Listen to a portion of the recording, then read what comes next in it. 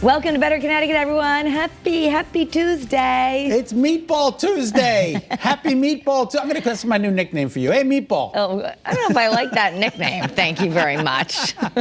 Can it be a turkey meatball? No. Today's weather, cloudy with a chance of meatballs. The book that I have read the most throughout the schools here in Connecticut. And if I have to read it one more time, I think it will be I'm going to go move to the town of Chew and Swallow.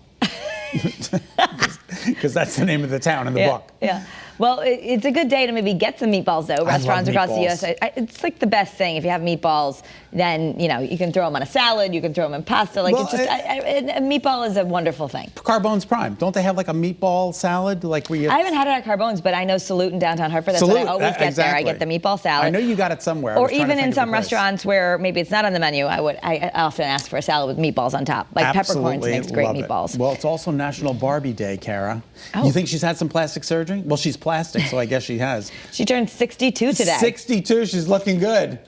And you know what? We've been doing a lot of stories about how Barbie has changed. They now have the Eleanor Roosevelt Barbie, and they have the Women of Substance line, all that. But she is 62 years old. She had 150 careers so far. Wow. 150 careers. That's pretty amazing. She debuted at the International Toy Fair back on March 9th, 1959 in New York. And then, of course, she had a boyfriend later, Ken. Yeah, and Ken turned out to be, you know, not, well, never mind. Anyway, I don't think they ever got married, and that's shocking. Okay, so we're talking about the monarchy, Kara. Well, a lot of people are still talking about that bombshell interview from the weekend. A lot of people watched. The ratings came out. 17.1 million people tuned in to watch Oprah interview Meghan and Harry and Prince Harry. And there's some of the highlights, right? Worst crisis since... so who is the royal racist? There's all these things that have come out. But so sad it has come to this. It's interesting because they were polling people, and people younger have more support for the couple. People older think their interview was more inappropriate, and especially in England, they think it's more inappropriate. About half of the people thought it was inappropriate in England, less so here in the United States. Let's listen into some of the Londoners, shall we? As my dad said to me, there's two sides to every story. Okay, personally, I think she's not only having a pop at the royalty, she's having a pop at my country, and I don't like that. But we live in a free world, don't we? It just sounded like a lot of people were saying that her mental health issues weren't true, or something along those lines, and it sounded a bit mean to me. Well, we'll have more to come. What is this, the court of public opinion? The court of public, and the royal palace has, at least at the time of this taping, has not commented yet. The Queen has apparently said that she wants some time before they make an official statement. But something that came out in that interview was that Tyler Perry has always had a generous side, but it was unveiled again in this Oprah interview because when they needed a place to go, he gave them his house and his security team so they could just come on over and have a place to go while they figured things out, I guess. Do you remember when Tyler gave me his security team just for like the couple of days that I needed it? Just in case anything happened. You know, sometimes when you read Cloudy with a Chance of Meatballs, it gets a little dangerous for you. It does get a little dangerous. So Tyler Perry was kind enough to give me his security detail. But good for them. It gave him a chance to breathe. I didn't realize we're going to be talking more about Tyler Perry coming up a little bit later on in the show because we've got a young star, Tyler Perry's show on Nickelodeon, which is just cool. So we're going to be talking to one of the stars of that show, which is just great. But Tyler Perry, a billionaire. He's a billionaire who was a high school dropout, and he certainly has made a great success, and he always gives back, which is really nice. Oh, it's so amazing. Unbelievable. So maybe someone didn't really think about this too much. It just seems like, really, Burger King is getting some blowback for a tweet in the UK arm of the company. They put this out on International Women's Day. That tweet said, "Women belong in the kitchen." Now, they've told us many times, right? Have you ever read, you cannot be sarcastic in a text or on social media because people don't understand it? Right. What they meant was that they were trying to say there shouldn't be gender disparity in professional cooking jobs. Right. So they were saying that most of the jobs are held, the professional chef jobs are held by men, and that they think there should be equality and that women should be in the kitchen as well as the men.